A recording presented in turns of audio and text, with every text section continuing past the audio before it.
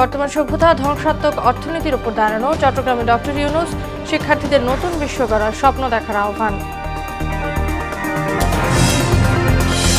জগন্নাথ শিক্ষার্থীদের March two Jamuna কর্মসূচিতে পুলিশি বাধা, টিয়ারশেল জল কামানে শতাধিক আহতের দাবি। জামায়াতে ইসলামী নিবন্ধন ও প্রতীক ফেরত আপিলের রায় 1 জুন। হাইকোর্টে দুর্নীতির মামলায় সাজাপ্রাপ্ত ডাক্তার জুবাইদা জামিন। এবং মূল্যস্ফীতি নিয়ন্ত্রণ ও রেমিটেন্স রিজার্ভ বাড়ায় স্থিতিশীল দেশের অর্থনীতি, বললেন বিবি গভর্নর। ডলারের দামে কারসাজির বিরুদ্ধে হুঁশিয়ারি।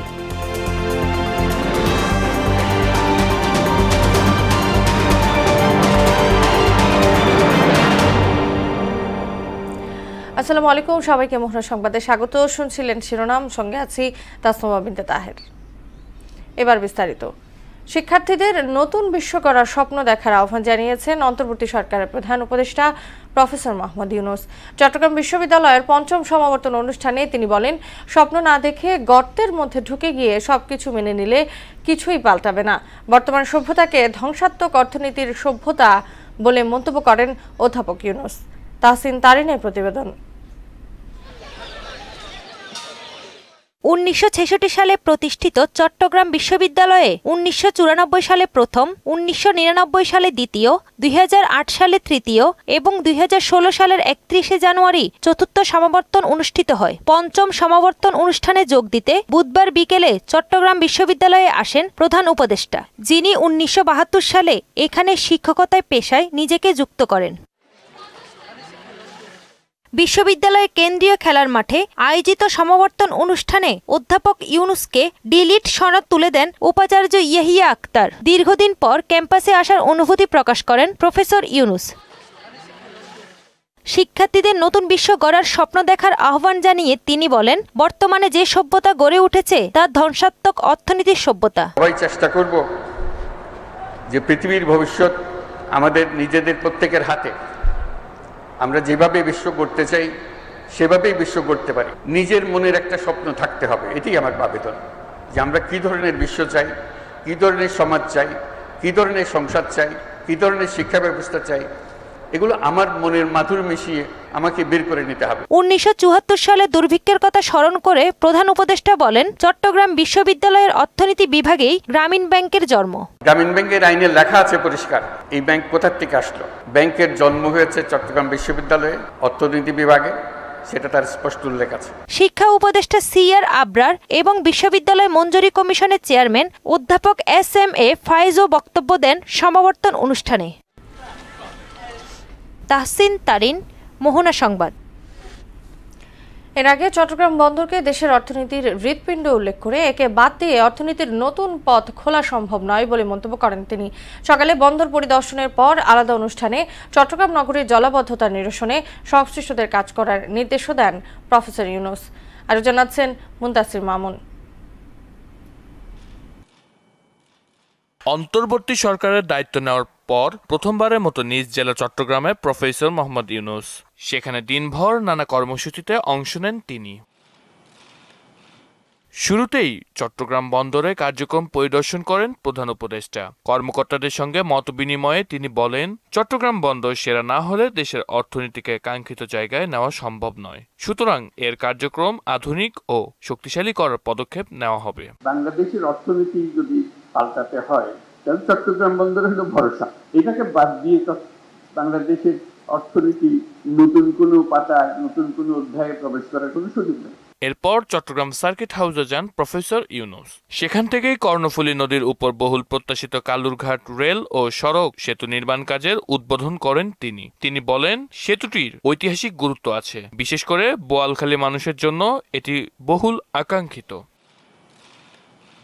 সার্কিট হাউসের সম্মেলন কক্ষে মহানগরীর জলাবদ্ধতা নিরসন বিষয়ক এক মতবিনিময় সভা হয়। সেখানে চট্টগ্রাম সিটি কর্পোরেশন, জেলা প্রশাসন সহ সংশ্লিষ্ট প্রতিষ্ঠানের কর্মকর্তা ও নাগরিক সমাজের প্রতিনিধিরা ছিলেন। প্রধান উপদেষ্টা বলেন, নগরীর জলাবদ্ধতার সমস্যা পুরোপুরি নিরসনের আকাঙ্ক্ষা থাকলেও একবারেই সেটি সম্ভব নয়, ধীরে ধীরে এগুতে হবে। গত বছরের যে স্ট্যাটিস্টিক্স সে বছর গত বছরের স্ট্যাটিস্টিক্সের থেকে এই বছরের স্ট্যাটিস্টিক্স অন্তত 50% কম হবে, তাহলে বোঝায় না কিছুটা কাজ গেছে। চট্টগ্রাম শহরের সমস্যা নিরসনে নাগরিক সমাজের কাছ থেকে বলিষ্ঠ ভূমিকা চেয়েছেন প্রধান উপদেষ্টা প্রফেসর ইউনূস।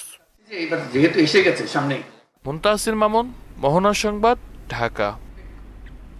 পুলিশের বাধা, সাউন্ড গ্রেনেড, কাঁদানে গ্যাস ও জল কামান নিক্ষেপে ছত্রভঙ্গ জগন্নাথ বিশ্ববিদ্যালয়ের মার্চ টু যমুনা কর্মসূচি।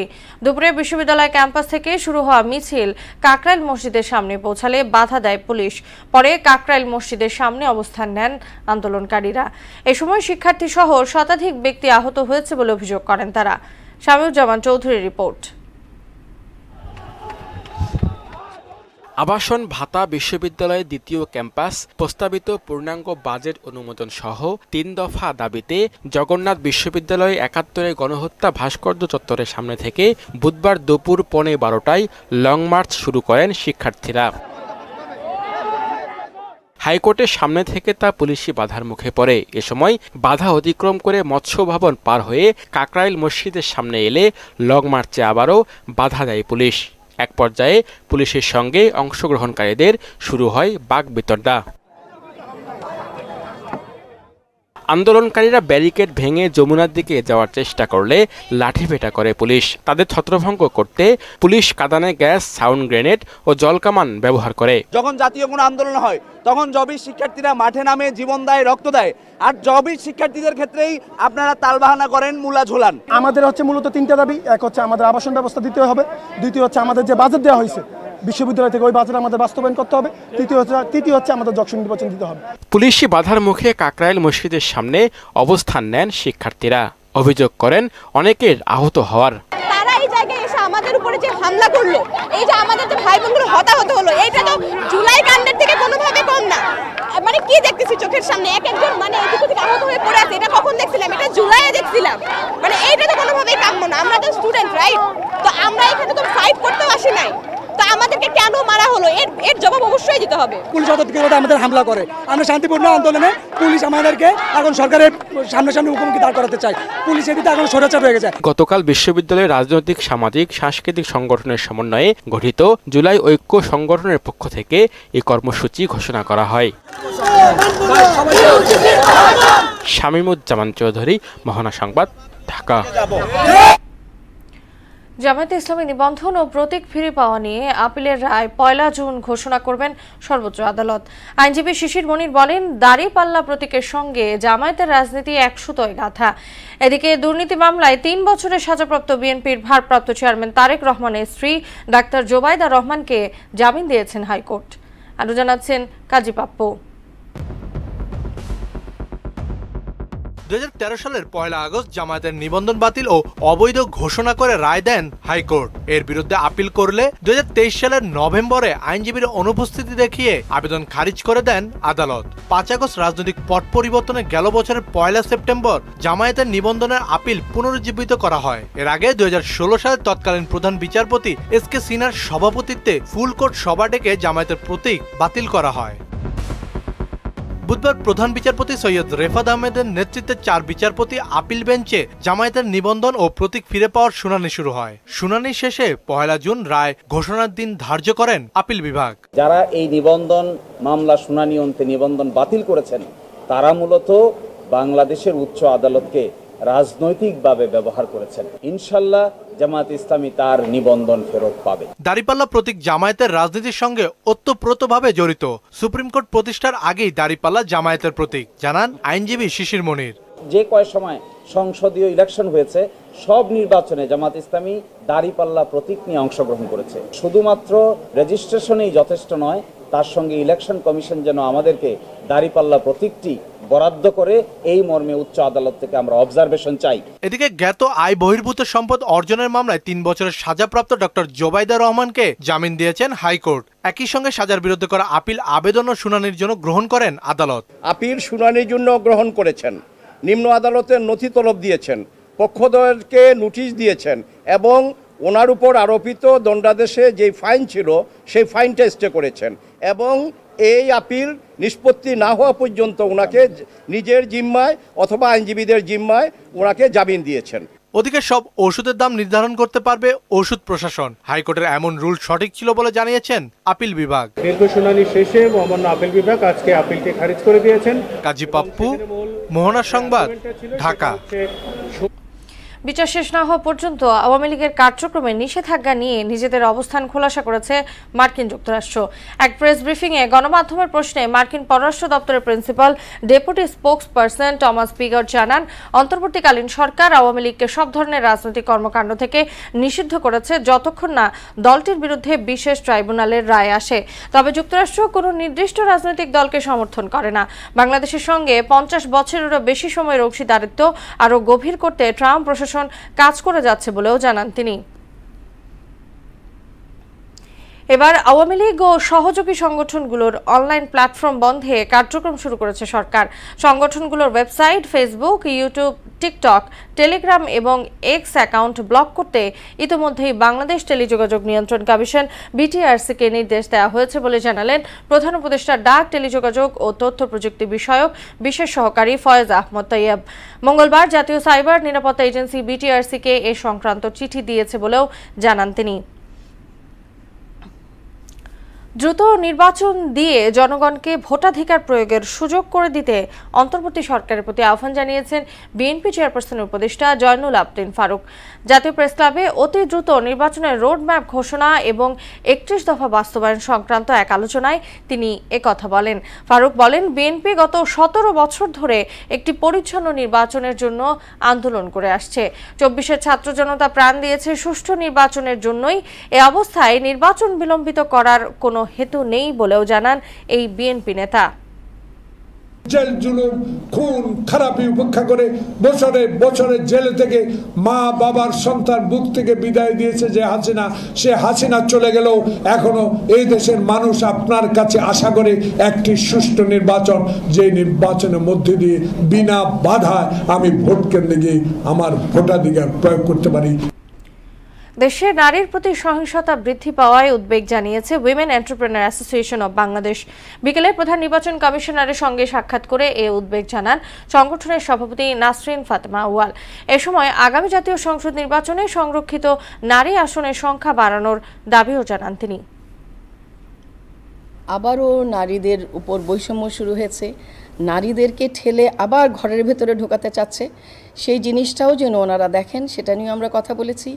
এবং আর যেটা হচ্ছে এখন, নারীরা তো আপনার নারী ছাড়া আপনারা কি করে দেশ একটা গড়বেন। নারীর আসন নিয়ে সেভাবে কথা বলিনি, তবে বলা হয়েছে যে নারীর আসন আরও বাড়ানো দরকার। বিজনেস অর্গানাইজেশনগুলো থেকে আমরাও চাচ্ছি অবজারভার হতে ভোটের সময়। ডলারের দাম বাজার ভিত্তিক করার ঘোষণা দিল বাংলাদেশ ব্যাংক। এ নিয়ে আয়োজিত এক ব্রিফিংয়ে কেন্দ্রীয় ব্যাংকের গভর্নর বলেন, দুবাই থেকে নয়, ডলারের দাম নির্ধারণ হবে বাংলাদেশ থেকেই। এর ফলে জুনে আইএমএফ সহ দাতা সংস্থাগুলো থেকে $3.5 বিলিয়ন ঋণের কিস্তি পাওয়া যাবে বলেও জানান তিনি। রেজা খানের রিপোর্ট। গেল কয়েক মাস ধরেই ডলারের দাম 122 টাকার মধ্যে ঘুরপাক খাচ্ছে। এই স্থিতিশীলতার ফলে ডলার কেনাবেচায়ও কিছুটা স্বস্তি ফিরেছে। এ নিয়ে কেন্দ্রীয় ব্যাংক আয়োজিত এক ব্রিফিংয়ে দুবাই থেকে অনলাইনে যুক্ত হন গভর্নর আহসানেইস মনসুর। আছে সেগুলোকে রিলিজ করে দিবে।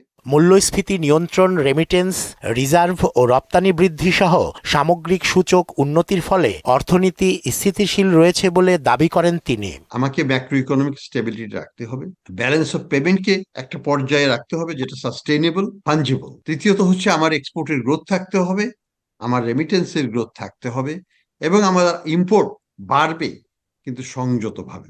গত 7 মাস 8 মাসে আমরা কি দেখলাম? এটা সম্ভব। বাজারে কে স্থিতিশীল রাখা যায়, বাজার স্থিতিশীল থাকে। ডলারের দামে কালো হাতের কারসাজি হলে সে হাত পুড়ে যাবে মন্তব্য করে এ নিয়ে উস্কানিমূলক সংবাদ পরিবেশন থেকে বিরত থাকতে গণমাধ্যমের প্রতিও আহ্বান জানান আহসান মনসুর। বাংলাদেশের এক্সচেঞ্জের বাংলাদেশে মাটিতে ঠিক হবে, আমাদের ইন্টারব্যাংক মার্কেটেই এক্সচেঞ্জের ডিটারমিনেশন হবে, দুবাইতে নয়। যারা এখানে সিন্ডিকেশন করতে চাইবে তাদের প্রতি সাবধান বাণী দিব, করতে আসবেন না, এখানে হাত দিলে হাত পুড়বে। ডলারের বিনিময় হার বাজার ভিত্তিক করায় জুনে কয়েকটি দাতা সংস্থা থেকে $3.5 বিলিয়ন ঋণের অর্থ পাওয়া যাবে বলেও উল্লেখ করেন তিনি। এরা প্রত্যেকেই কমিটেড ফুললি যে তারা তাদের সাথে যে প্রোগ্রাম লেন্ডিং গুলো আছে সেগুলোকে রিলিজ করে দেবে। জুন মাসের মধ্যেই সবগুলো রিলিজড হয়ে যাবে। এ সময় সরকার দুর্বল ব্যাংকগুলোর আমানতকারীদের পাশে আছে বলেও আশ্বাস দেন বাংলাদেশ ব্যাংক গভর্নর। ডিপোজিটরে কোনো ভয়ের কোনো কারণ নাই, বাংলাদেশ ব্যাংক তাদের সাথে আছে। রেজা খান, মোহনা সংবাদ, ঢাকা। ভোজ্য তেলের দামে ভারসাম্য আনতে সয়াবিনের নির্ভরশীলতা কমিয়ে পুষ্টি সমৃদ্ধ সরিষার তেল খাওয়ার পরামর্শ দিয়েছেন কৃষি এবং বাজার বিশ্লেষকরা। এতে আমদানি নির্ভরতা এবং স্বাস্থ্য ঝুঁকি কমবে বলেও মনে করেন তারা। আরো জানাচ্ছেন উষা ফেরদৌস। ঔষধি গুণাগুণের জন্য প্রাচীনকাল থেকেই আয়ুর্বেদ চিকিৎসায় ব্যবহার হচ্ছে সরিষার তেল। Omega alpha 3, alpha 6, fatty acid, vitamin E ও অ্যান্টিঅক্সিডেন্ট সমৃদ্ধ হওয়ায় অত্যন্ত স্বাস্থ্যকর এই তেল।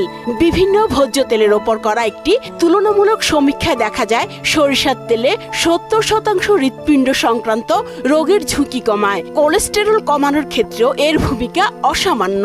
12 মাস সরিষার তেল খায়, মনে করেন ওই যে সোয়াবিন খায় না, সোয়াবিনদের এই সমস্যা এই সমস্যা। সয়াবিন তেলে তো অনেক অসুখ রোগ। 189 টাকা লিটার হলো সয়াবিন তেলের, আর ওটা কেজি হইলো 220 টাকা, সেম দাম। তা আমি ওই সয়াবিন খাইতে কি লেগে শহরে অনেক দেখছি, আমার কাছে আমার বহুত কাস্টমার এরা এখন সরিষার তেল খাচ্ছে, সরিষার তেল খাচ্ছে, সয়াবিন তেল বাদ দিয়ে। সরিষার তেলের উপর যে চাহিদা হয় লোকের, তাহলে কমে আসবে।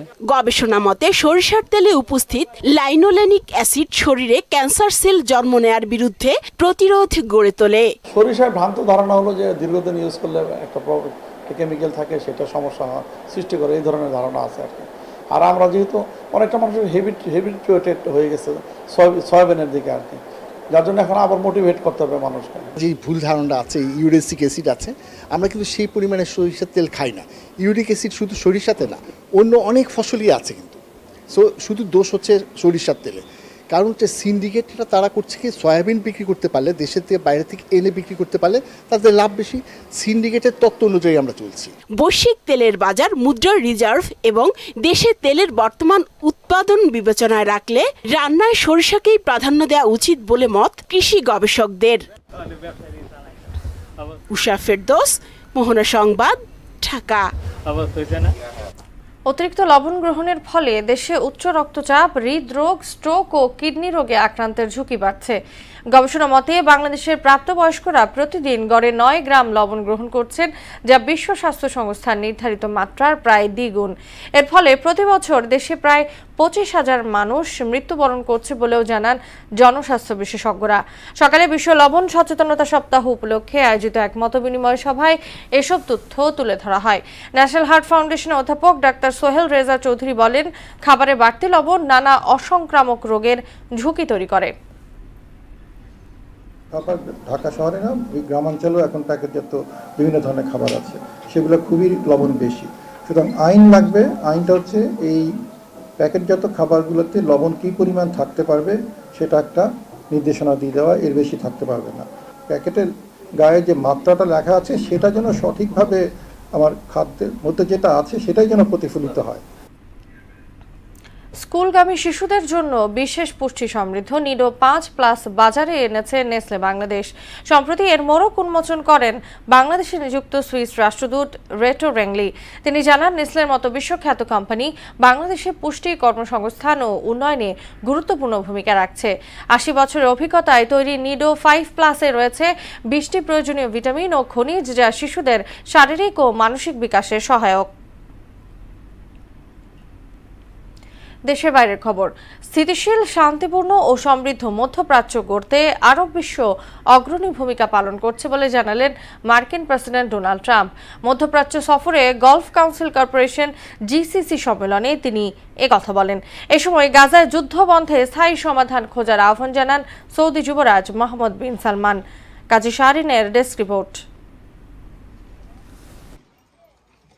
সৌদি আরবের রাজধানী রিয়াদে গলফ কাউন্সিল কর্পোরেশন জিসিসি সদস্যদের শীর্ষ সম্মেলনে আরব নেতাদের সঙ্গে যোগ দেন মার্কিন প্রেসিডেন্ট ডোনাল্ড ট্রাম্প। আলোচনায় প্রাধান্য পায় গাজা সংকট। উদ্বোধনী ভাষণে সৌদি যুবরাজ মোহাম্মদ বিন সালমান আরব দেশগুলোর সঙ্গে যুক্তরাষ্ট্রের সম্পর্কের প্রশংসা করে গাজায় যুদ্ধবন্ধে আমেরিকার সঙ্গে কাজ করার কথা জানান। মার্কিন প্রেসিডেন্ট ডোনাল্ড ট্রাম্প বলেন, উপসাগরীয় দেশগুলো একটি স্থিতিশীল, শান্তিপূর্ণ এবং সমৃদ্ধ মধ্যপ্রাচ্য তৈরির ক্ষেত্রে অগ্রণী ভূমিকা পালন করছে। সম্মেলন শেষে সিরিয়ার অন্তর্বর্তী প্রেসিডেন্ট আহমেদ আল সারার সঙ্গে সাক্ষাতে ডোনাল্ড ট্রাম্প বলেন, দামেস্কের সঙ্গে সম্পর্ক স্বাভাবিক করার কথা বিবেচনা করছে ওয়াশিংটন। এ নিয়ে তুরস্কের দুদেশের পররাষ্ট্রমন্ত্রী পর্যায়ে বৈঠকের কথা জানান তিনি। এছাড়া সিরিয়াকে ইসরায়েলের সঙ্গে সম্পর্ক স্থাপন সহ আব্রাহাম চুক্তিতেও যোগ দেবার আহ্বান জানান ট্রাম্প। ইতোমধ্যেই সৌদি সফর শেষে কাতার পৌঁছেছেন মার্কিন প্রেসিডেন্ট। সেখানে কাতারের আমির Sheikh Tamim bin Hamad Al থানির সঙ্গে আলোচনায় বসেন তিনি। ২০ বছরের বেশি সময়ের পর এটি কোনো মার্কিন রাষ্ট্রপতির কাতার সফর। কাজী শাহরিন, মোহনা সংবাদ। আইসিসি নারী ওয়ানডে র্যাঙ্কিংয়ে এক ধাপ এগিয়ে ৭ম স্থানে উঠেছে বাংলাদেশ। বুধবার প্রকাশিত র্যাঙ্কিংয়ে এ সংস্করণে উন্নতি করেছে তারা, যেখানে নিগার সুলতানারা টপকে গেছে পাকিস্তানকে। বর্তমানে বাংলাদেশের মেয়েদের পয়েন্ট ৭৯ আর পাকিস্তানের ৭৮। ২০২২ সালের মে মাস থেকে ২০২৪ সালের এপ্রিল পর্যন্ত পারফরমেন্সকে ৫০ ভাগ ও পরের বছরের পারফরমেন্সকে শতভাগ বিবেচনায় নেওয়া হয়েছে। শতভাগ বিবেচনায় নেওয়ার গেল এক বছরে ১১ ওয়ানডে খেলে ৭টিতে জয়ের স্বাদ পেয়েছে বাংলাদেশ, বাকি ৪টিতে পরাজয়। শেষ করব মোহনা সংবাদ, যাবার আগে সুনামগুলো জানিয়ে দিচ্ছি আরো একবার।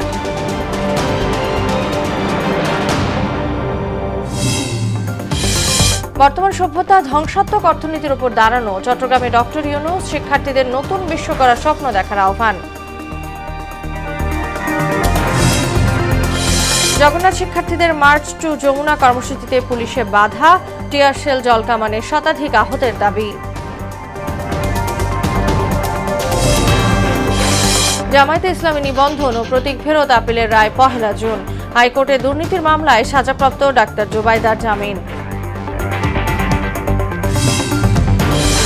এবং মূল্যস্ফীতি নিয়ন্ত্রণ ও রেমিটেন্স রিজার্ভ বাড়ায় স্থিতিশীল দেশের অর্থনীতি, বললেন ভিভি গভর্নর।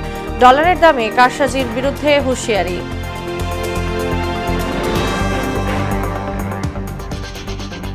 এই ছিল মোহনা সংবাদে। পরবর্তী সংবাদ রাত 12:30টায়। মোহনার সবশেষ খবর জানতে ভিজিট করুন www.mohna.tv।